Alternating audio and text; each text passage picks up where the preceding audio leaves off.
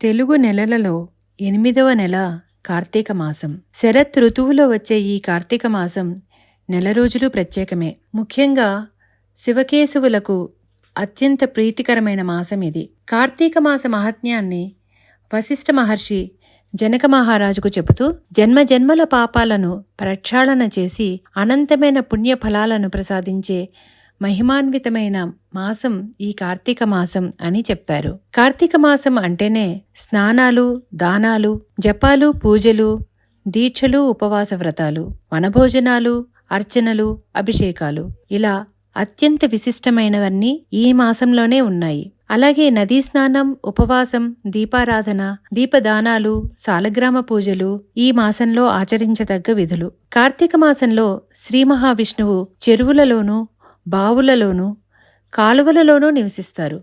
అందుకే ఈ మాసంలో వీటిలో స్నానం చేయడం ఉత్తమం అని అంటారు. ఒకవేళ అలా కుదరని పక్షంలో సూర్యోదయానికి ముందే మనం స్నానం చేసే నీటిలోనే గంగా, యమున, గోదావరి, కృష్ణ, కావేరి మొదలైన నదులన్నీ ఉన్నాయని భావించి స్నానాలు చెయ్యాలి. ఈ మాసంలో పూర్ణిమ నాడు చంద్రుడు కృత్తికా నక్షత్రంలో ఉండడం వల్ల దీనిని కార్తీక మాసం, కౌముది మాసం అంటారు. నీటి మీద, మానవుల మనసు మీద చంద్రుడి ప్రభావం ఉంటుంది. చంద్రుడు ఈ మాసంలో చాలా శక్తివంతంగా ఉంటాడు.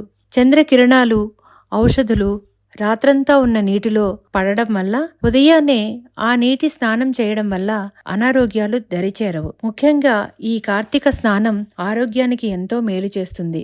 సూర్యుడు ఉదయించక ముందే నక్షత్రాలు ఉండగానే కార్తీక మాసంలో నదీ స్నానం చెయ్యాలని చెప్తారు.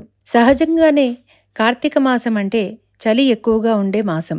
జ్యోతిష్య శాస్త్ర ప్రకారం ఈ మాసంలో సూర్యుడు తులారాశిలో ఉంటాడు. ఉష్ణోగ్రత తక్కువగా ఉండే ఈ మాసం ఆరోగ్యం మీద ప్రభావం చూపిస్తుంది. జీర్ణశక్తి తగ్గి చురుకుతనం కూడా తగ్గుతుంది. శరీరంలో నొప్పులు పెరుగుతాయి. వీటన్నిటి నుంచి ఉపశమనమే కార్తీక స్నానం.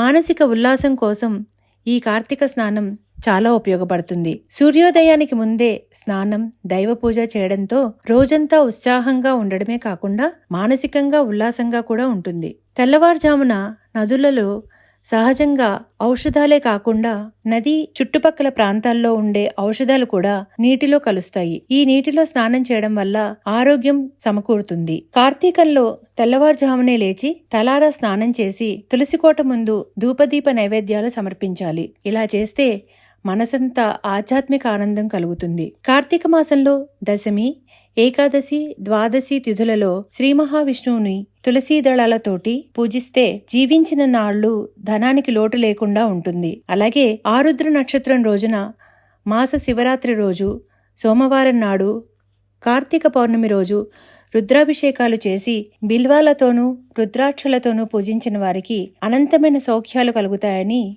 పురాణం చెప్తోంది. ఈ మాసంలో ప్రతిరోజు పుణ్యమైనదే.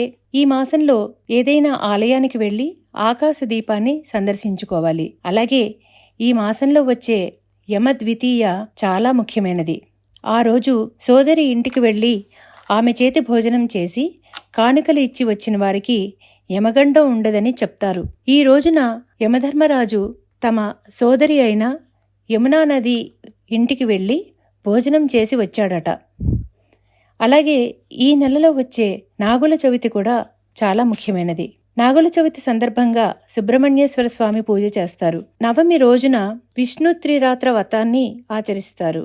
అలాగే ఈ మాసంలో వచ్చే దశమి రోజు విష్ణు పూజ చేస్తారు. ఏకాదశి రోజు విష్ణు పూజ చేసిన వారికి ఉత్తమగతులు కలుగుతాయి.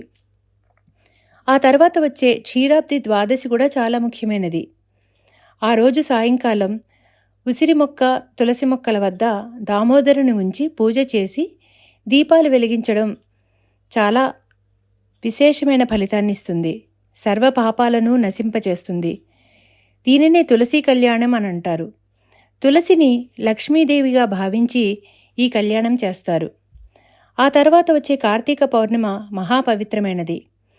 ఆ రోజు నదీ స్నానం చేసి శివాలయం వద్ద జ్వాలాతోరణ దర్శనం చేసుకోవడం వల్ల సర్వ పాపాలు ప్రక్షాళనం అవుతాయి. వనభోజనం చేయడం విశేష ఫలితాన్నిస్తుంది. అలాగే ఈ పౌర్ణమి తర్వాత వచ్చే అష్టమి కాలభైరవాష్టమి. ఆ రోజు కాలభైరవ అష్టకం చదివి గారెలతో దండలు చేసి కాలభైరవునికి అంటే కుక్కకి సమర్పించడం వల్ల ధనప్రాప్తి కలుగుతుంది. ఆ తర్వాత వచ్చే ఏకాదశి విష్ణాలయంలో దీపారాధన, పురాణ శ్రవణం, జాగరణ చేయడం చాలా ఫలితాన్ని ఇస్తుంది. అలాగే అన్నదానాలు, స్వయం పాకం సమర్పించడం, నవగ్రహాల పూజలు చేయడం, అభిషేకాలు, ఈశ్వరార్చన అపమృత్యు దోషాలను, గ్రహ బాధలను తొలగిస్తాయి. అమావాస్య నాడు పితృదేవతల పేరిట అన్నదానం చేయడం వల్ల పెద్దలకు నరక బాధ పోతుంది. ఈ మాసంలో చేసే స్నానాలు, జపాలు అనంతమైన పుణ్యఫలాలు ఇస్తాయి. ఇలా రోజు చేయలేని వారు కనీసం ఏకాదశి, ద్వాదశి, పూర్ణిమ, సోమవారాలలో కనీసం ఒక్కరోజైనా నియమనిష్టలతో ఉపవాసం ఉండి గుడికి వెళ్లి దీపం వెలిగిస్తే విశేష ఫలం కలుగుతుంది. కార్తీక పౌర్ణమి నాడు పగలంతా ఉపవాసం చేసి రుద్రాభిషేకం చేసి శివాలయంలో 365 ఒత్తులను వెలిగిస్తే సమస్త పాపాలు భస్మం అయిపోతాయి. అలాగే పుణ్యలోకాలు పొందుతారు.